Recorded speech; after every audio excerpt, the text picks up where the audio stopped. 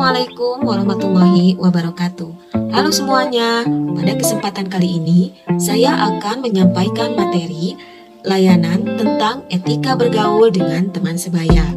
Pada saat kita bergaul, tentu saja kita harus memiliki etika yang baik.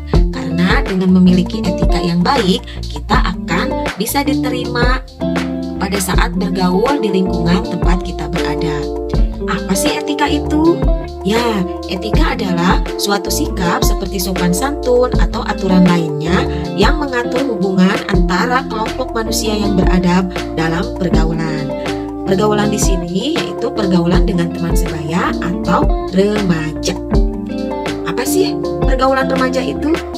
Ya, pergaulan remaja adalah kontak sosial di antara remaja atau dalam kelompok teman sebayanya, atau yang lebih dikenal dengan nama peer group. Dalam bergaul, seorang remaja memiliki kebutuhan sosial yang harus terpenuhi. Apa saja sih kebutuhan sosial remaja yang harus terpenuhinya? Yang pertama yaitu pengakuan sosial atau need for affiliation, yaitu kebutuhan nyata pada setiap manusia terlepas dari status, kedudukan, jabatan, maupun pekerjaan yang dimilikinya. Kebutuhan ini pada umumnya tercermin pada keinginan berada pada situasi yang bersahabat dalam interaksi seseorang dengan orang lain. Seseorang akan merasa senang, aman, dan berharga ketika dirinya diterima di dalam kelompok tersebut. Sebaliknya, seseorang akan merasa cemas, kurang berharga ketika dirinya tidak bisa diterima atau bahkan disisihkan oleh kelompoknya. Kebutuhan sosial remaja yang kedua yaitu keterikatan persaudaraan dan cinta kasih atau belongingness and love needs, yaitu suatu kebutuhan untuk membina hubungan yang baik, berkasih sayang, persaudaraan dengan teman-teman sebayanya.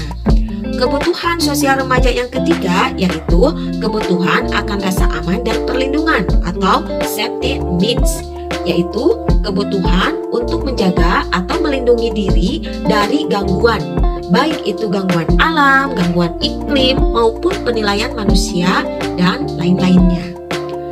Kebutuhan sosial remaja yang keempat yaitu kebebasan atau independence. Seorang remaja memiliki kebutuhan untuk bebas mengekspresikan hal-hal yang dia sukai yang sesuai dengan minat dan bakatnya. Dan kebutuhan sosial remaja yang terakhir yaitu kebutuhan harga diri dan dihargai atau self-esteem needs, yaitu kebutuhan untuk mendapatkan pengenalan, pengakuan, penghargaan, dan penghormatan dari orang-orang di sekitarnya. Kemudian, bagaimana sih bentuk pergaulan itu? Nah, bentuk pergaulan itu dibedakan menjadi ke dalam dua bagian. Yang pertama yaitu pergaulan persahabatan. Pergaulan persahabatan ini sifatnya hanya sebatas berteman yang didasari adanya kesamaan di antara mereka. Kemudian, pergaulan percintaan. Pergaulan percintaan yaitu remaja mulai berminat atau menaruh perhatian yang lebih dalam bergaul lebih akrab dengan lawan jenisnya. Nah, itu ya dua bentuk pergaulan remaja. Nah, berikutnya bagaimana cara membina hubungan yang baik dengan teman sebaya supaya kita bisa diterima di kelompok teman sebaya kita. Yang pertama yaitu belajar menghargai. Kalau kita ingin dihargai oleh orang lain, berarti kita juga harus belajar untuk menghargai orang lain.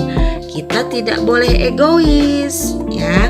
Kemudian cara yang kedua yaitu belajar menghormati. Meskipun usianya sama, kita harus belajar untuk menghormati teman-teman kita, baik itu menghormati pendapatnya maupun yang lainnya. Cara yang ketiga yaitu mempunyai sikap mau mengerti.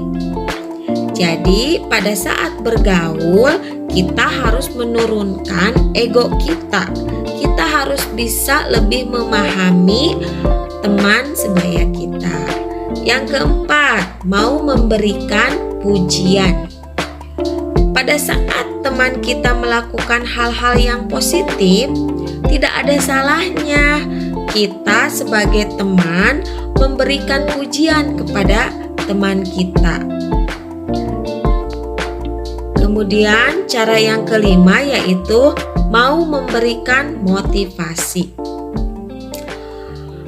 Dalam bergaul dengan teman sebaya, pada saat teman kita sedang terjatuh, tidak ada salahnya kita harus memberikan motivasi yang baik kepada teman kita.